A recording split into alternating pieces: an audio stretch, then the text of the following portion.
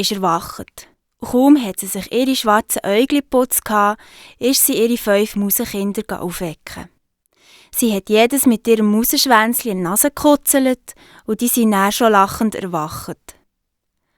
Bald darauf hat die Muttermaus wieder ein bekanntes Kratzen oben auf dem Boden gehört.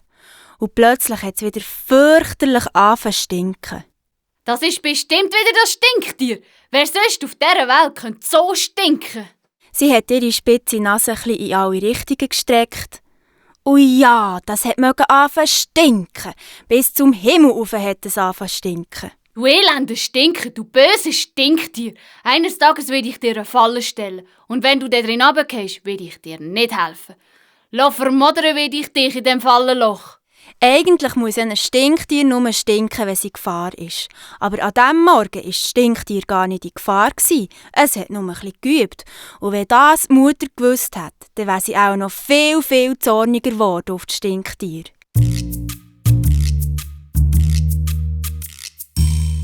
Nach dem Morgen hat die Muttermaus ihre 5 Kinder auf der Wiese direkt neben dem Fluchtloch von ihrem Bau versammelt.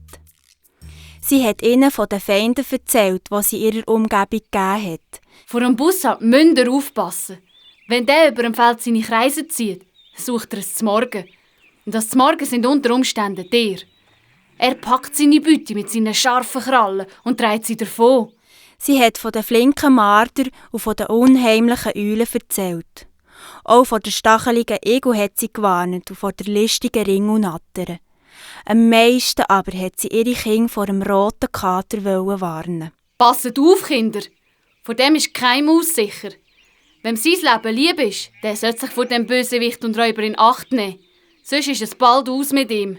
So hat die Mutter predigt und dabei eins nach dem anderen von ihren Kindern gemustert. Haben das alle verstanden? Die älteren 4 Kinder haben ganz nachdenklich geschaut und ein bisschen genickt und haben der Mutter versprochen, gäng aufzupassen. Das Jüngste hat aber nur ein bisschen gegrinset, als hätte die Mutter jetzt gerade eine lustige Geschichte erzählt. Die Mutter hat es gemerkt und hat sich fest Sorgen gemacht um ihr jüngstes Kind. Am Abend, wo alle ins Bett gegangen waren, um zu schlafen, hat sich die Muttermaus noch einmal zu ihrem Jüngsten auf den Bettrand gehöckelt. Hast du das eigentlich nicht verstanden, was ich dir heute Morgen sagen wollte?